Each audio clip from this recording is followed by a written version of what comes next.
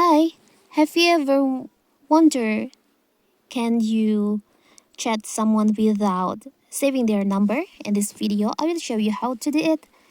To chat someone on your WhatsApp without saving their number is a simple way.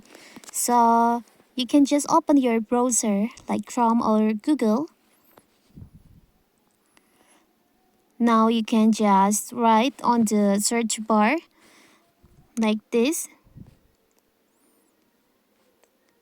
slash, and you can enter the number that you want to chat.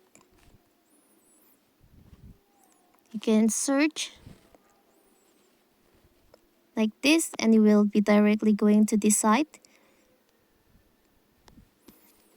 There is an option continue to chat. You can just tap on that.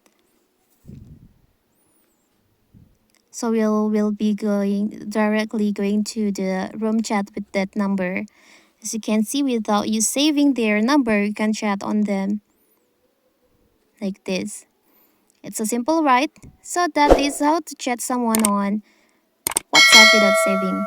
Don't forget to like and subscribe and turn on the notification to keep you updated about this channel. Thank you and see you!